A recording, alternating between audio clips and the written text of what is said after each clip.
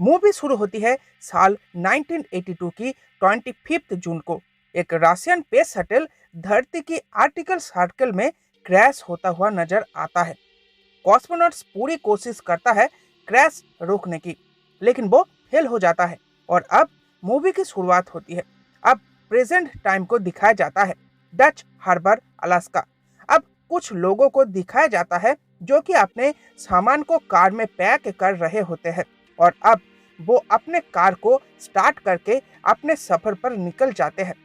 अब एक शिप को दिखाया जाता है जिसका नाम है हार्बिंजर और इसको लेकर पूरा मूवी बेस्ड है। अब शिप के अंदर सफर करते हुए लोगों को दिखाया जाता है। अब शिप के कैप्टन को दिखाया जाता है जो कि एक लड़की के साथ मुलाकात करती है और इस लड़की की नाम है सैडी। यही इस मूवी की मेन लीड एक्टर है और शिप का कैप्टन सैडी की ग्रैंडपा है। सैडी बताती है वो एक प्रोजेक्ट पर काम कर रही है। वो लोग बेलुका व्हेल्स पर नजर रख रही है। अभी हाल ही में ग्लोबल वार्मिंग के वजह से उनके ऊपर काफी बुरा असर पड़ा है। अब एक लंबा इंसान है जिसका नाम है जी। कैप्टन उसको कहता है सभी को अपने अपने रूम दिखा दो। अब रूम के अंदर पहुंचकर सैडी एक मशीन के बारे में सारी डिटेल्स बाकी के लोगों को बताती है। अब कैप्टन सैडी को व्हील हाउस में आने के लिए कहता है। कैप्टन चाहते हैं कि सैडी शिप को चलाना सीखे, बट सैडी शिप चलाना में इंटरेस्टेड नहीं है और वो वहां से चली जाती है। अब शिप के मछुआरों को दिखाया जाता है जो कि रात में क्रैब्स पकड़ रहे होते हैं। अब सैडी को दिखाया जाता है जिसको नींद नहीं आ रही थी, इसीलिए वो शिप के डेक पर आकर एक स्टिक में मशीन फिट करके उसे समुद्र में डुबा देती है और दूसरी मशीन के मदद से व्हेल्स को देख रही होती है। लेकिन तभी उसे समुद्र के नीचे एक रेड लाइट ब्लिंक करता हुआ नजर आता है और वो कैप्टन को कहकर उस मशीन को डेक में लाने को कहती है।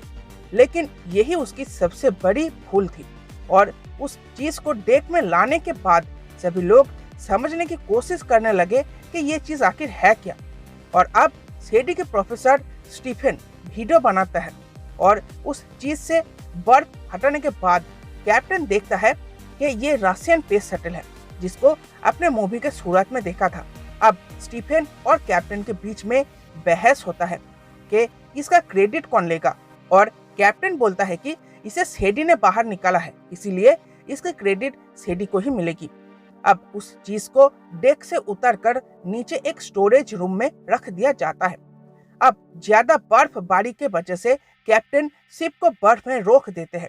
अब मछुआरों को दिखाया जाता है जो कि पकड़े गए क्रैब्स को नाइट्रोजन से फ्रीज करने के लिए उस स्टोरेज रूम पर आते हैं और उनमें से एक मछुआरा उस स्पेस शटल को ध्यान से देख रहा होता है।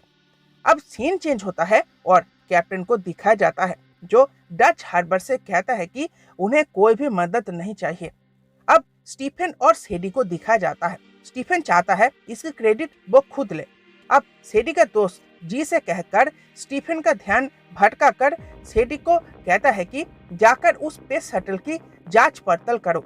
अब सैडी और एक दूसरी लड़की आकर स्पेस शटल की जांच पड़ताल करते हैं और सैडी को उस कॉस्मोनॉट की लाश मिलती है और उस लाश से सैडी सैंपल कलेक्ट करके वहां से चली जाती है। अब स्टीफन को दिखाया जाता है और उसे पता लग जाता है कि वो दोनों मछुआरे उससे मजाक कर रहे थे, इसीलिए स्टीफन को बहुत ज्यादा गुस्सा आता है और वो वहां से चला जाता है।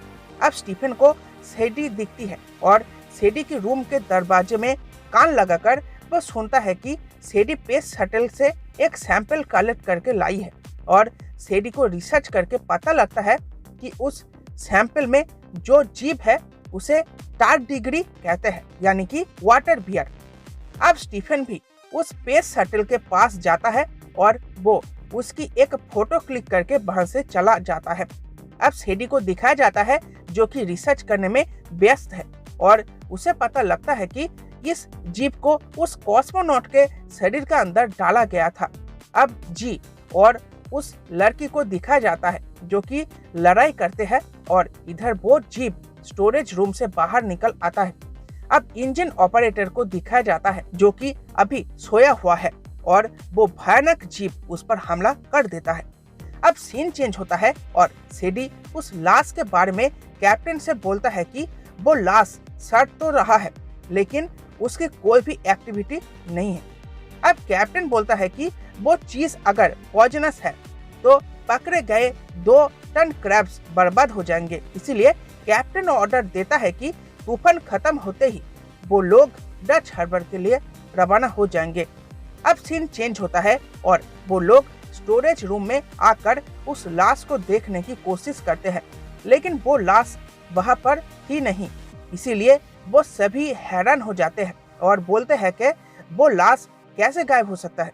अब कैप्टन जल्दी से मीटिंग बुलवाते हैं और सभी से पूछते हैं कि उस लाश को किसने हटाया है। अब इसी बीच स्टीफन को कुछ अच्छा नहीं लगता, इसीलिए वो डेक पर आ जाता है और सेडी भी उसके पीछे पीछे चली आती है और देखती है कि उसको कुछ हो रहा है। तो वो मदद के लिए सभी लोगों को बुलाकर लाती है और सभी लोग स्टीफन को लेकर एक रूम में आते हैं और अब अचानक स्टीफन के पीठ फोड़कर 3 टेंटिकल्स बाहर निकल आते हैं और उस नज़ारा को देखकर सभी लोग बहुत डर जाते हैं और नीचे झांक कर देखते हैं कि वो रेड कलर का लिक्विड होल से बाहर चला जाता है। तभी अचानक सेडी उस जीप के एक टुकड़े को ग्लास में पकड़ लेती है और सेडी कहती है इस शिप में एक अजीब पैरासाइट है जो एक अजीब सी चीज छोड़ती है अपने होस्ट के शरीर में और वो सभी अभी एक्सपोज्ड है। उसके इस बात को सुनकर सभी डर जाते हैं। अब कैप्टन इंजन मैन के तलाश में आते हैं लेकिन उन्हें पता चलता है कि वो अब जिंदा नहीं रहा और कैप्टन के साथ आया मछुआरा को भी वो जीप हमला करके मार डालता है। अब इधर सेडी को पता चलता है कि वो जीप बहुत दिनों से समुद्र के जीवों के डीएनए को एब्जॉर्ब कर रहा था, इसीलिए वो बहुत ज्यादा इंटेलिजेंट हो गया है। अब वो सभी एक ग्रुप होकर नाइट्रोजन गन लेकर उस जीप को तलाश करते हैं ताकि उसे नाइट्रोजन से फ्रीज करा जा सके। इधर वो लड़की जी के दोस्त को फ्रीज कर देता है क्योंकि इसे लगता है कि वो इन्फेक्टेड है, जबकि सेडी को इस लड़की पर शक होती है और उसे पता चलता है कि ये लड़की एक रशियन कंसल्टेंट है और वो इस जीप के तलाश में ही इस शिप में आई थी। अब वो लड़की सेडी की बताई हुई बातों को मान लेती है और वो कहती है एक रशियन सबमरीन इस शिप की कांटेक्ट में है और 20 मिनट के बाद वो मुझे ले जाएगी।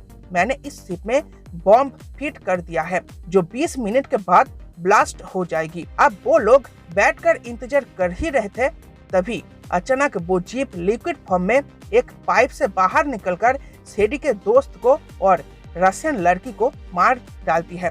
रशियन लड़की मरने से पहले बॉम्ब कहाँ पर है वो सबको बताकर जाती है।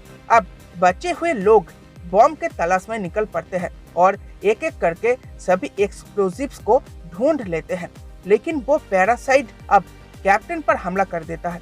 तो उस जीप के हमले से बचकर अब कैप्टन शिप को चालू करने को बोलता है जी को। तो जी इंजन रूम में जाकर इंजन को स्टार्ट करता है, लेकिन वो जीप उस पर भी हमला करता है और उसे भी मार डालता है। अब कैप्टन और आखिरी बचा हुआ मछुआरा को भी मार डालता है वो जीप। अब सेडी शिप को फुल स्पीड में चला देती है ताकि ये शिप एक आइसबर्ग से टकरा जाए और फ्रीज हो जाए और वो जीप भी उसके साथ साथ फ्रीज हो जाए। अब सेडी डच हार्बर से सैटेलाइट फोन में मदद मांगती है और रेस्क्यू हेलीकॉप्टर उसे बचा लेती है और ये मूवी यहीं पर खत्म हो जाता है। तो दोस्तों ये था हार्बिंजर डाउन मूवी जो साल 2015 में आई थी। तो कैसी लगी आपको ये एक्सप्लेनेशन वीडियो कमेंट बॉक्स पे लिखकर बताओ और वीडियो पसंद आई है तो वीडियो को लाइक करो, शेयर करो और चैनल को सब्सक्राइब जरूर करो ऐसे वीडियोस देखने के लिए। Thank you.